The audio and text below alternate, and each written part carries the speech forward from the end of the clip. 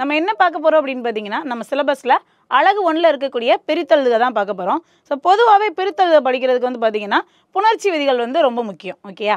So பொதுவாகவே பிரித்தெழுதுக வந்து பார்த்தீங்கன்னா ஒரு தடவைக்கு 2 தடவை நம்ம இந்த புணர்ச்சி விதிகள்லாம் கொஞ்சம் நல்லா படிச்சுக்கிட்டிங்கன்னா கொஞ்சம் ஈஸியாக இருக்கும். ஓகேயா?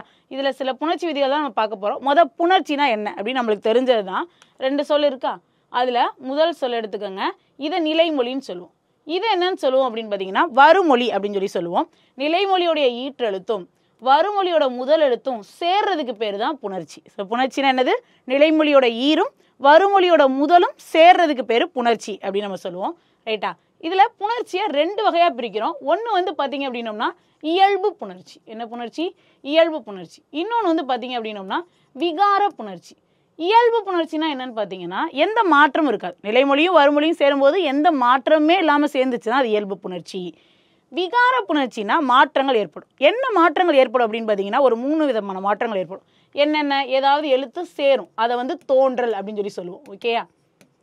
இல்லை இருக்கிற எழுத்து ஏதாவது கெட்டு போயிடும், அதாவது நம்ம எடுத்துட்டு எழுதிடுவோம், அதை கெடுதல் அப்படின்னு சொல்லி சொல்லுவோம். இல்லை இருக்கிற எழுத்தை மாற்றி எழுதுவோம், அதை என்னன்னு சொல்லுவோம் அப்படின்னு பார்த்தீங்கன்னா திரிதல் அப்படின்னு சொல்லி சொல்லுவோம். ரைட்டா? முதல்ல இயல்பு புணர்ச்சி அப்படின்னா என்னன்றதை பார்ப்போம். இயல்பு புணர்ச்சினா என்னது? நிலைமொழியும் வருமொழியும் சேரும்போது எந்த மாற்றமே இல்லாமல் இருக்கும். ஓகே? இப்போ தாய் ப்ளஸ் மொழி, தாய்மொழி, ஏதாவது மாற்றம் இருக்கா? எந்த எழுத்தாவது சேர்ந்துருக்கா? இல்லை. அப்போ இது என்ன புணர்ச்சி? இயல்பு புணர்ச்சி. பொன் கூட்டல் வளை, பொன் வளை, ஏதாவது மாற்றம் இருக்கா? இல்லை. அப்போ இது இயல்பு புணர்ச்சி. அதே மாதிரி இங்கே பாருங்க, உடல் கூட்டல் ஓம்பல், இல் கூட்டல் ஓ, உள்ளோ, மாற்றம் எதுவும் இல்லை. இது வந்து உடல் மேல் உயிர் வந்து ஒன்றுவது இயல்பே அப்படின்ற விதிப்படி இது சேர்ந்துருக்கு. அப்போ எந்த மாற்றம் இல்லை. அப்போ இதுவும் என்ன புணர்ச்சியில் வரும்? நம்மளுக்கு இயல்பு புணர்ச்சியில் தான் வரும். ஓகேயா? அடுத்தது விகார புணர்ச்சி. ஆல்ரெடி விகார புணர்ச்சினா பார்த்தோம். 2 எழுத்துக்கள் சேரும்போது ஏதாவது மாற்றம் இருக்கும். ரைட்டா? அதாவது ஒன்று தோன்றல், ஏதாவது எழுத்து தோன்றியிருக்கும். தமிழ் தாய், அது சேர்த்து எழுதும்போது எப்படி எழுதுவோம்? தமிழ் தாய், இது தோன்றியிருக்கு. அப்போ இது என்னது? தோன்றல். ஓகேயா? அதே மாதிரி திரிதல். வில் கூட்டல் கொடி என்னவா மாதிரி இருக்கு? விற்கொடி. இல் என்னவா மாதிரி இருக்கு? இரா மாதிரி இருக்கு. அப்போ இது என்னது? திரிதல். ஓகே? அடுத்து கெடுதல் பாருங்க, புறம் கூட்டல் 400, இது என்னவா மாதிரி இருக்கு? புற 400. அப்போ இந்த இம்மை என்ன ஆயிடுச்சு? கெட்டு போயிடுச்சு இல்லையா? அப்போ புறம் கூட்டல் 400 எப்படி மாறுது? புற 400 அப்படின்னு சொல்லி மாறுது. இதுதான் என்னது? விகார புணர்ச்சி அப்படின்னு சொல்லி சொல்கிறோம். விகார புணர்ச்சி 3 வகைப்படும். என்னென்ன? தோன்றல், திரிதல், கெடுதல் அப்படின்னு 3 வகைப்படும். இது போக சில புணர்ச்சிகள் இருக்குது. இது போக இன்னும் சில புணர்ச்சிகள் இருக்குது, அதையும் நம்ம பார்க்கலாம். ரைட்? உயிரீற்று புணர்ச்சி அப்படின்னு என்ன? உயிரீறு, ரெண்டுலேயுமே நிலைமொழி முதல்லையும் உயிரெழுத்து இருக்கும், வருமொழி முதல்லையும் உயிரெழுத்து இருக்கும். அப்போ இந்த 2 உயிர் என்ன செய்யாது? சேராது. ஒன்று சேராத உயிரொலிகளை சேர்க்கறதுக்கு தோன்றக்கூடிய மெய் உடம்படுமை, அதை பற்றி நம்ம பார்க்க போகிறோம். ஓகே? ஸோ அப்போ உயிரீற்று, நிலைமொழி ஈற்றில் வந்து உயிரீர் இருக்குது, அதனால அது உயிரீற்று அப்படின்னு சொல்லி சொல்லுவோம். ரைட்டா? ஒன்று சேராத உயிரொலிகளை ஒன்று சேர்ப்பதற்கு தோன்றும் மெய் என்ன மெய்ன்னு சொல்கிறோம்? உடம்படுமை அப்படின்னு சொல்லி சொல்கிறோம். நிலைமொழியிலையும் என்ன இருக்கணும்? உயிரெழுத்து இருக்கணும். வருமொழியிலையும் உயிரெழுத்து இருக்கணும். வருமொழி முதலாகவும் உயிரெழுத்து இருக்கணும். ரைட்டா? இப்போ பாருங்க, மணி கூட்டல் அடி, இந்த எடுத்துக்காட்டு கவனிங்க. மணி கூட்டல் அடி. ஓகேயா? இப்போ மணி, நீ எப்படி இருக்கு? இன் கூட்டல் இ, இதானே நீ. அப்போ எதில் முடிஞ்சிருக்கு? உயிரெழுத்தில் முடிஞ்சிருக்கு. இங்கே பாருங்க, வருமொழி முதல் ஆ, இது எதில் முடிஞ்சிருக்கு? உயிரெழுத்தில் முடிஞ்சிருக்கு. அப்போ இந்த 2 உயிரும் சேருமா? சேராது. அப்போ இங்கே என்ன மெய் போடணும் அப்படின்னு பார்த்தீங்கன்னா உடம்படுமை போன்றணும். உடம்படுமை மொத்தம் எத்தனைனா 2 தான். ஒன்று ஈயன்னா, இன்னொன்று இவ்வண்ணா. ஓகே? ஒன்று வந்து என்னது? ஈ, இன்னொன்று இவ். இந்த ஈ எங்கெங்கெல்லாம் போடணும் அப்படின்னு பார்த்தீங்கன்னா நிலைமொழியோடைய கடைசி எழுத்து இந்த ஈ சவுண்ட்லேயே இருக்கணும். அதாவது ஈ, ஈ, ஐ, நிலைமொழியோட கடைசி இது 3ல் முடிஞ்சிருந்துச்சுன்னா அந்த இடத்துல ஈயனா போடணும். ஓகேயா?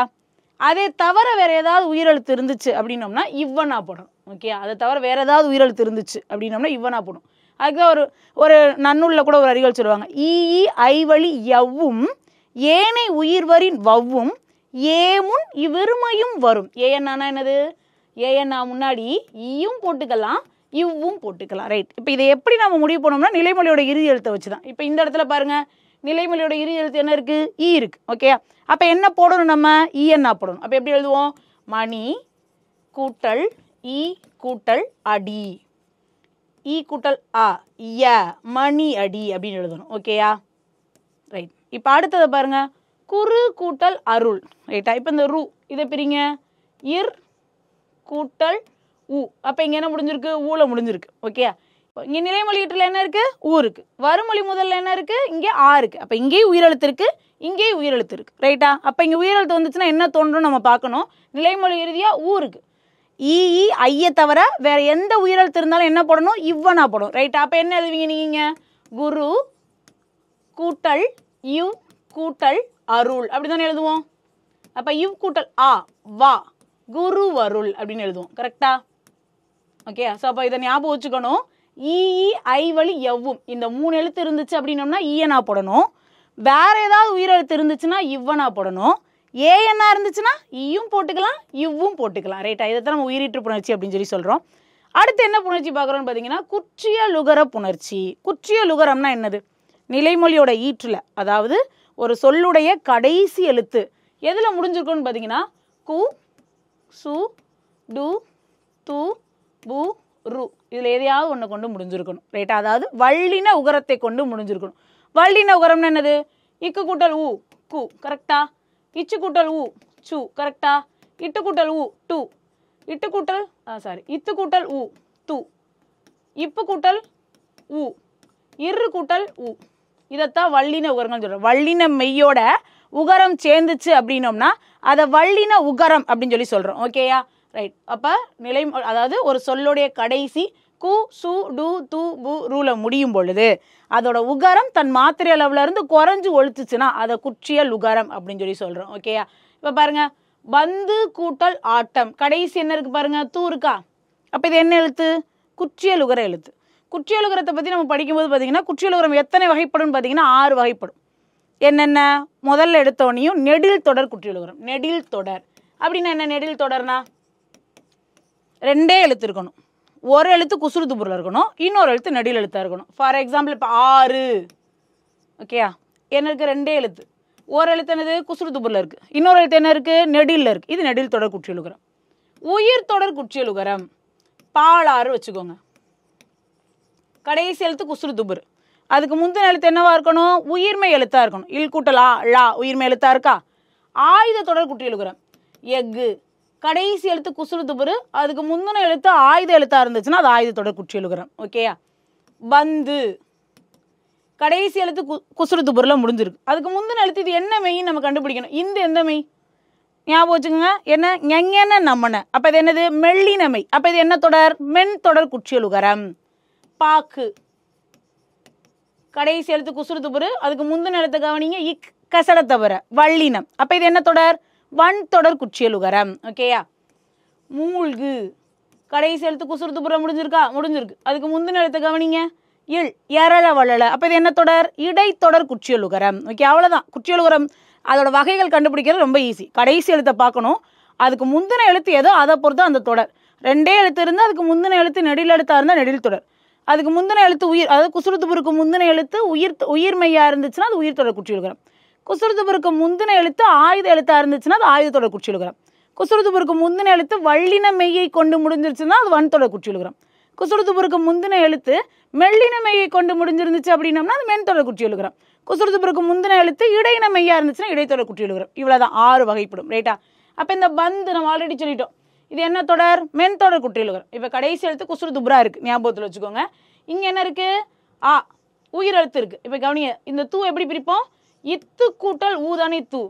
உயிர் வரின் உக்குரல் மெய்விட்டு ஓடும். ரைட்டா? அது என்ன செய்யுமா? உயிர் இருக்கா? உயிர் இருந்துச்சு அப்படின்னோம்னா இந்த உகரம் தன் மெய்யை விட்டுட்டு ஓடிடுமா. அப்போ எப்படி மாறிடும்? பா இத், அதாவது உகரம் போயிருச்சு. அப்போ இத்து, அதாவது இத்து கூட்டல் ஊ. இதில் கூடிய இந்த உகரம் போய் இத்து மட்டும் இருக்குது, கூட்டல் ஆட்டம். இப்போ இத்து கூட்டல் ஆ என்ன மாறிடுது? தா பந்தாட்டம். இந்த மாதிரி மாறும். ஓகே, அதே மாதிரி தான் எனது உயிர். இந்த தூள் என்ன இருக்குது? இத்து கூட்டல் ஊ இருக்குது. கரெக்டா? இத்து கூட்டல் ஊ.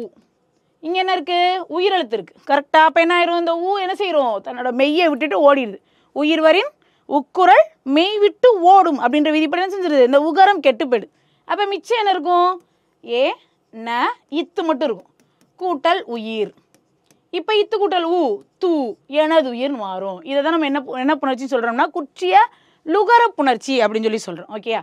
இது இப்போ என்ன இருக்குன்னு பார்த்தீங்கன்னா குற்றிய லிகர புணர்ச்சி. ஃபர்ஸ்ட் என்ன சொன்னோம்? உகரம் தன் மாத்திரை அளவுலேருந்து குறைஞ்சி ஒழிச்சிருந்துச்சு அப்படின்னோம்னா அது என்னன்னு சொல்கிறோம்? குற்றிய லுகரம் சொல்கிறோம். இங்கே என்ன குறைஞ்சி ஒழிக்குன்னு பார்த்தீங்கன்னா இகரம் தன் மாத்திரை அளவுலேருந்து குறைஞ்சி ஒழிக்கும். எப்படி குறைஞ்சி ஒழிக்குது அப்படின்னு பார்த்தீங்கன்னா இந்த இந்த எடுத்துக்காட்டை கவனிங்க. இங்கே என்ன இருக்குது? நிலைமொழியில் தோப்பு கடைசி எழுத்து குசுடு துபுரில் முடிஞ்சிருக்கு.